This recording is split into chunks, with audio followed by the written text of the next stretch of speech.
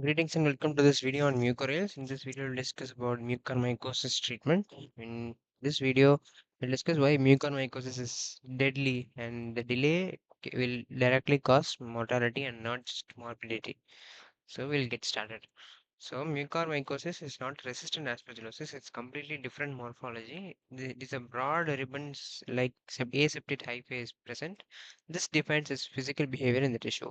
Because of this, this is having extremely rapid growth and also explosive angioinvasion. Just within the matter of minutes to hours, just invades into the blood vessels and reaches different sites. So also the within the chitin-dominant cell wall, echinocandins are of no use because it doesn't have a beta-glucan site, beta-glucan cell wall.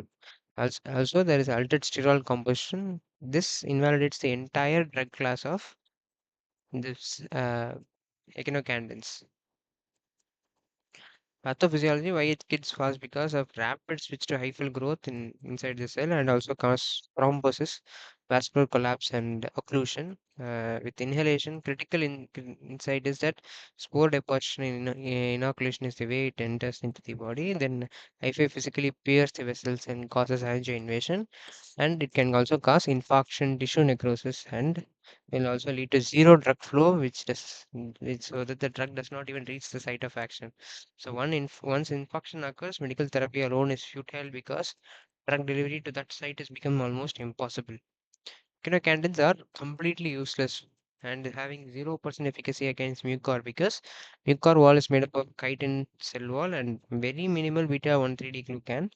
Echinocandins mainly inhibit the beta glucan synthesis only, so there is no meaningful target for echinocandins in these organisms, and hence there is no role. And also there is zero structural compromise in case of mucormycosis towards echinocandins. So it is completely having no role in mucormycosis, not used as an empiric, not as an adjunct, not even as a salvage therapy. So it's completely useless for ec- mucormycosis. Azoles, predominantly it fails. Both voriconazole, fluconazole, itraconazole, posaconazole, isoconazole, all these drugs will fail. But there is a very few partial activity for posaconazole and isoconazole. That is also a fungistatic with a slower onset and never for induction. Why fluconazole, voriconazole is having zero activities because of reduced ergosterol reliance and alternative steroid activation. Itraconazole, there is ineffective binding itself and rapid growth overwhelms the pressure. So azoles are reserved for step-down therapy or salvage therapy only when amphotericin cannot be continued. That too for posaconazole and isoconazole only. Amphotericin, why it works? Because of direct binding, it binds to the ergosterol directly, does not depend on the fungal metabolism or the enzymes. So it directly binds to the cell wall and forms pores. It creates membrane pores, works even if the growth is rapid or metabolism is altered. So with this brute force, it does not care about the cell wall composition and membrane destruction is happening. So liposomal amphotericin B is the mandatory drug of choice and not the preferred. It is just the mandatory drug of choice for mucormycosis. So why liposomal amphotericin become the clinical standard and not the conventional formulation? Because liposomal amphotericin allows aggressive dosing, that is 5 to 10 mg per kg with a deep tissue penetration and very low renal exposure. Whereas the conventional formulation having dose-dependent nephrotoxicity, electrolyte collapse, and inadequate for high dose induction also. So nowadays, liposomal amphotericin B is preferred more than the conventional formulation. So surgery, it is not just an adjunct, it is a core therapy when you have suspect a mucormycosis. So medical therapy alone can fail. So you have to do early radical debridement. If it is involving pulmonary, then dissection is feasible to remove necrotic foci. If it is cutaneous, then wide excision of all the involved tissue is suggested. So for mucormycosis, it is always antifungal plus surgery as one combined treatment to eradicate the organism. So perfect storm is diabetes plus steroids. When a patient on diabetes having steroids, then now it is the perfect place where mucormycosis can proliferate.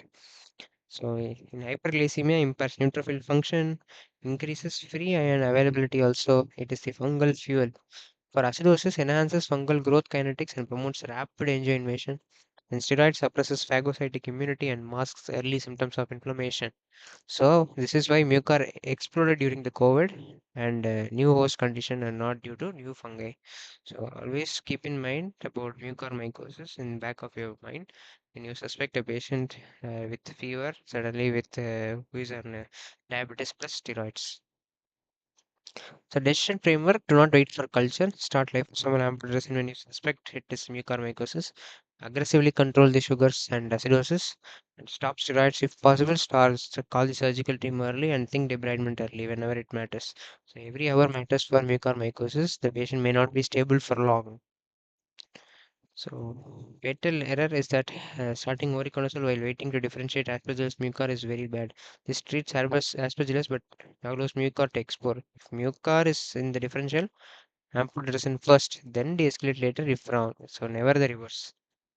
Summary, that one point that you need to take home is that mucormycosis is rapidly angioinvasive with chitin-involved mold where early liposomal amphotericin B and surgical debridement is the only life-saving option that you have. Azoles or echinocandins alone are biologically inadequate to treat this organism. So if you like this video, do like and subscribe. We'll discuss more about these antifungals and antifungal therapy in the upcoming videos. We'll also start the new series in short time. So if you're new to this channel, do like and subscribe. Thank you for watching.